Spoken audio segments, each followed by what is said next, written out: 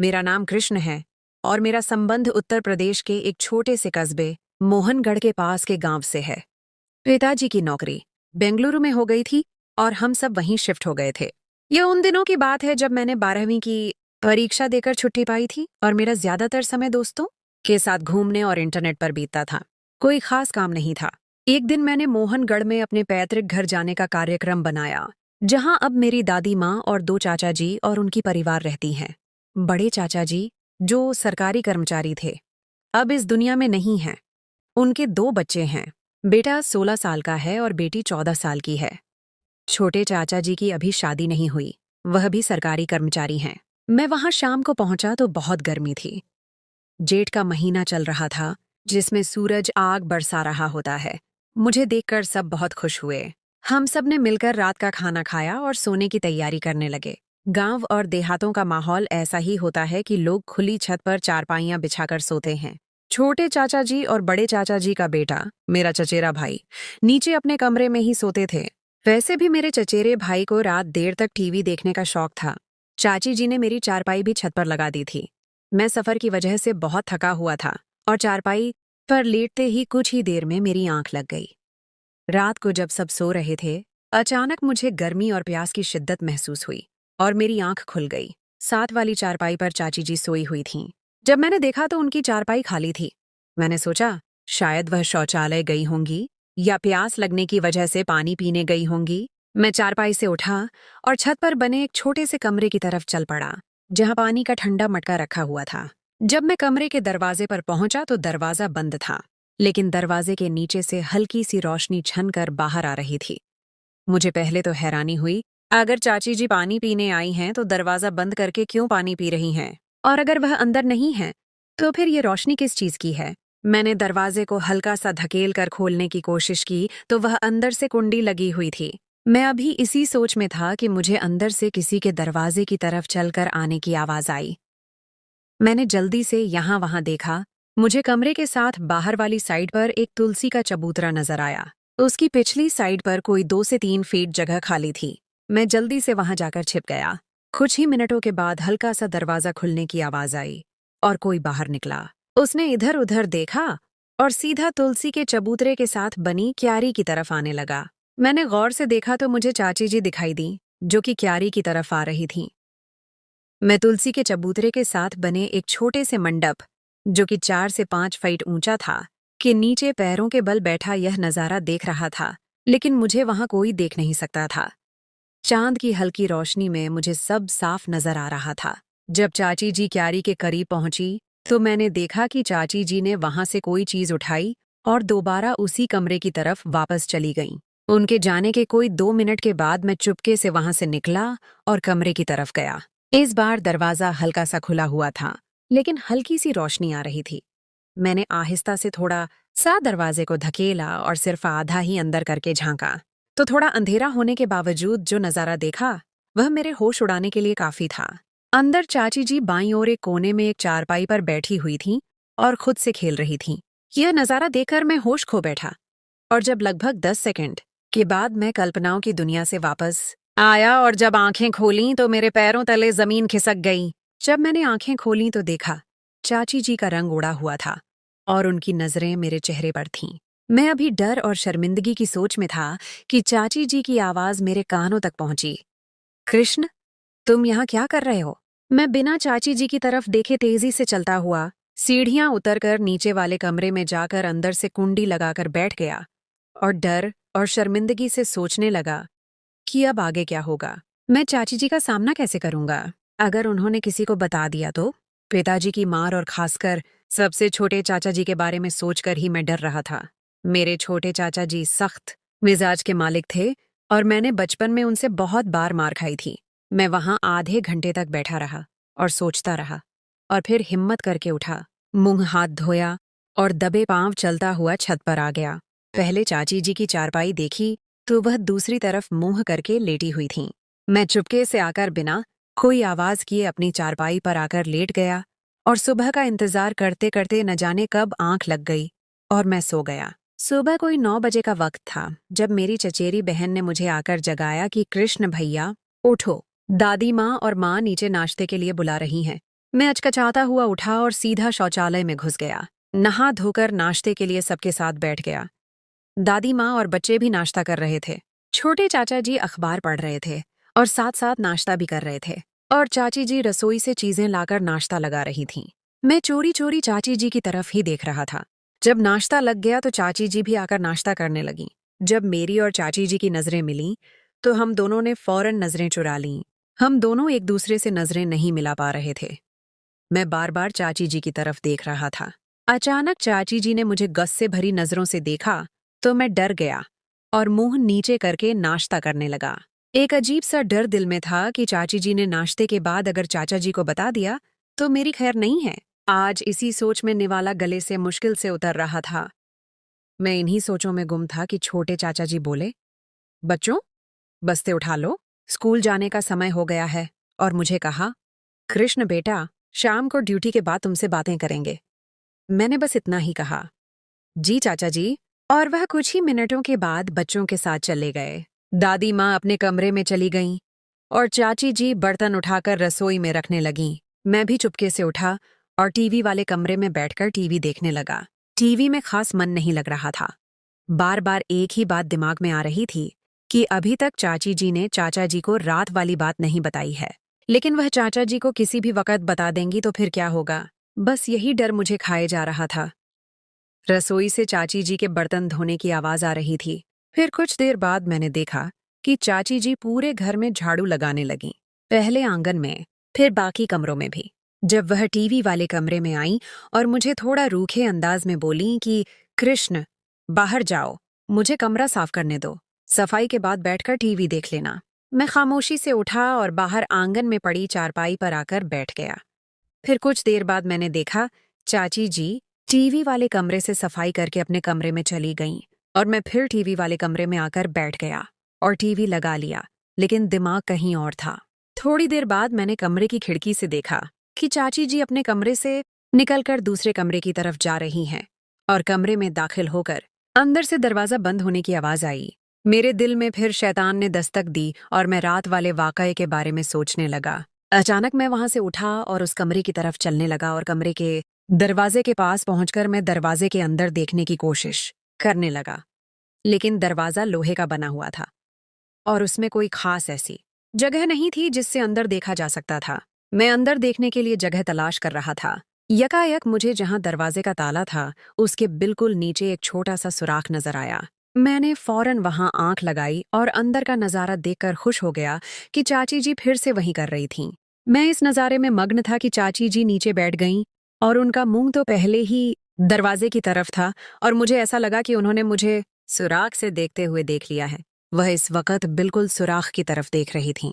मेरी तो उस वक्त हालत खराब हो गई और मैं वहां से भागता हुआ दादी माँ के साथ वाले कमरे में जाकर दरवाजा बंद करके बैठ गया और डर से पागल हो गया और सोचने लगा कि ये मैंने फिर क्या गलती कर दी है।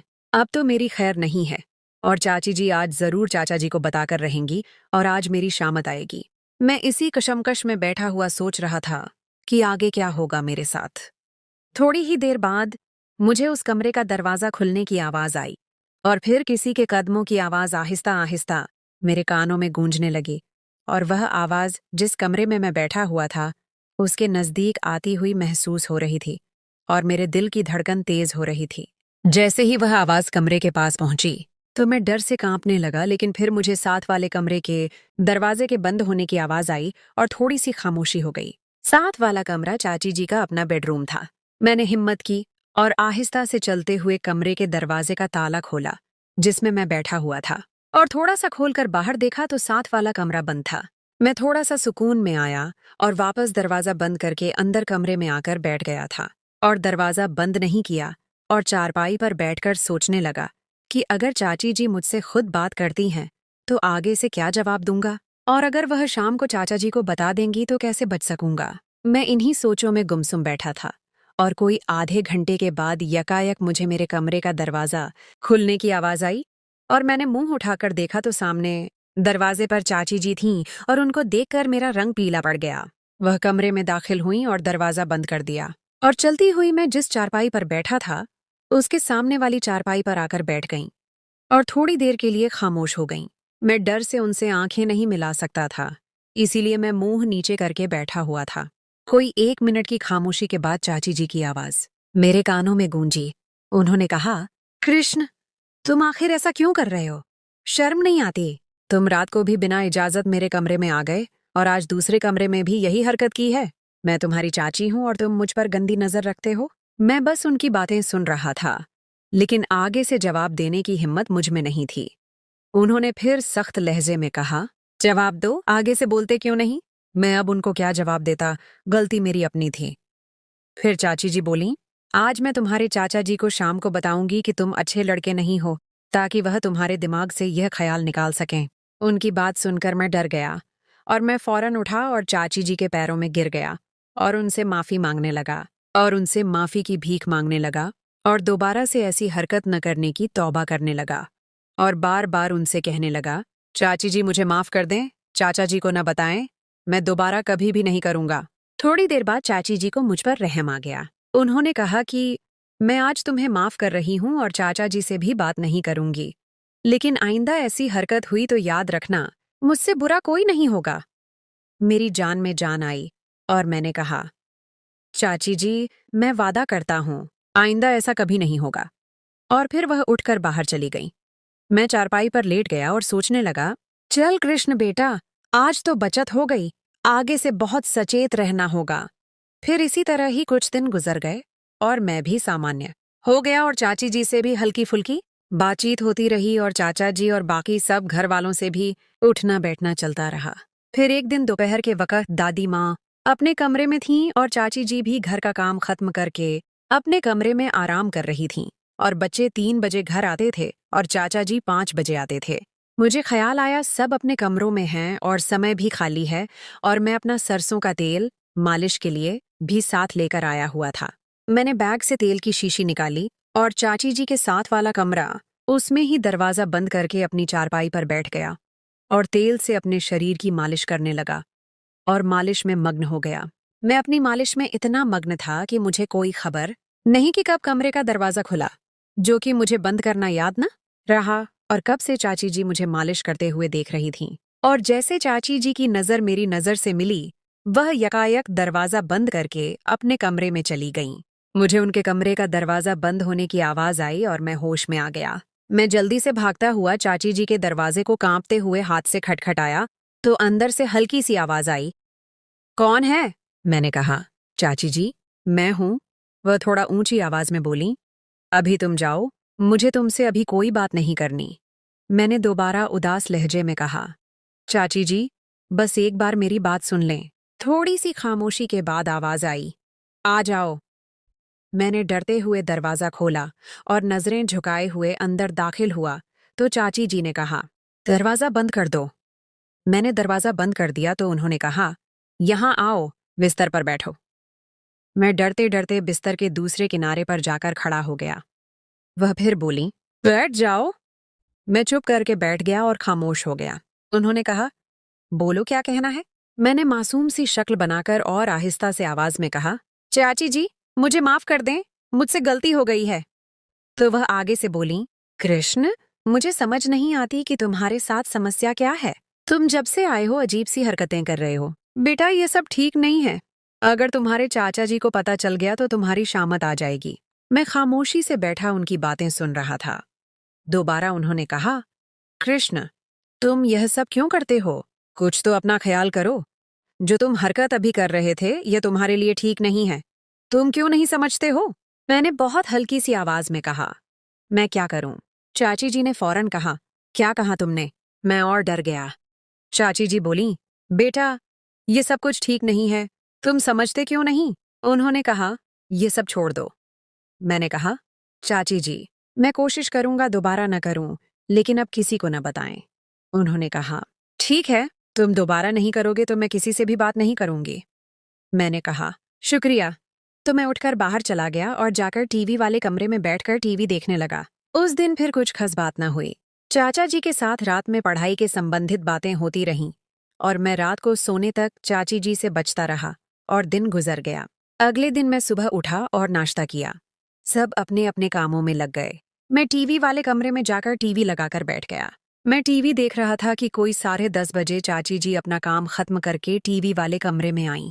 उन्होंने कहा, कृष्ण बेटा, ये पैसे लो और बाजार से जाकर दिन को पकाने के लिए सब्जी ले आओ। और मुझे पैसे देकर जाने लगीं तो दरवाजे के पास पहुंचकर दोबारा बोलीं कि घर की चाबी रसोई के दरवाजे के साथ कील पर लटकी हुई है, जाते हुए ले जाना। हो सकता है जब तुम वापस आओ मैं नहा रही हूं तो तुम दरवाजा खुद ही बाहर से खोलकर अंदर आ जाना। मैंने कहा, जी ठीक है, और वह अपने कमरे में चली गई। मैं वहां से उठा, चाबी ली और बाहर की तरफ निकल गया। यहाँ आपको बताता चलूं कि बाजार हमारे घर से कोई लगभग 1 किलोमीटर दूर था। आने और जाने और सब्जी खरीदने में मुझे लगभग 1 घंटा लगना था। मैंने पैदल ही चलने का सोचा और समय भी गुजर जाना था। मैं घर से कोई थोड़ी दूर ही आया था कि मेरे पीछे से एक मोटरसाइकिल आई और मेरे पास आकर रुकी। मैंने गौर किया तो वह हमारा पड़ोसी था। मोहन काका मुझे देखकर रुक गए थे और मुझसे बोले, कृष्ण बेटा, कहाँ जा रहे हो? मैंने कहा, काका, बाजार जा रहा हूं सब्जी लेने। तो वह आगे से बोले, आओ बेटा, बैठो। मैं भी बाजार ही जा रहा हूं, दवा खाने से दवाई लेनी थी। मैं उनके साथ बैठ गया और हम बाजार चले गए। वहां से मैंने सब्जी ली और काका ने भी दवाई ली और हम कोई लगभग 30 मिनट में ही वापस आ गए। उन्होंने मुझे मेरे घर के सामने उतारा। मैंने उनका शुक्रिया अदा किया और वह अपने घर चले गए। मैं अपने दरवाजे पर खड़ा घंटी देने लगा तो मुझे याद आया कि मेरे पास चाबी जो है, और वैसे भी चाची जी नहा रही होंगी। मैंने सब्जी का थैला नीचे रखा और जेब से चाबी निकालकर दरवाजा खोला और सब्जी का थैला उठाकर अंदर दाखिल हो गया। जब मैं अंदर हुआ तो आंगन में मुझे एक मोटरसाइकिल खड़ी नजर आई। मैंने गौर किया तो हैरान हुआ, ये चाचा जी की मोटरसाइकिल तो नहीं थी और वह इस वक्त घर नहीं हो सकते थे। वह तो ड्यूटी पर गए हुए थे और वह शाम को 5 बजे आते थे। तो यह किसकी मोटरसाइकिल है? खैर, मैंने दरवाजा बंद किया और सब्जी वाला थैला उठाकर रसोई में रखा और चाबी भी कील के साथ दोबारा लटका दी और रसोई में रखी फ्रिज में से ठंडा पानी पिया और फिर टीवी वाले कमरे की तरफ चल पड़ा।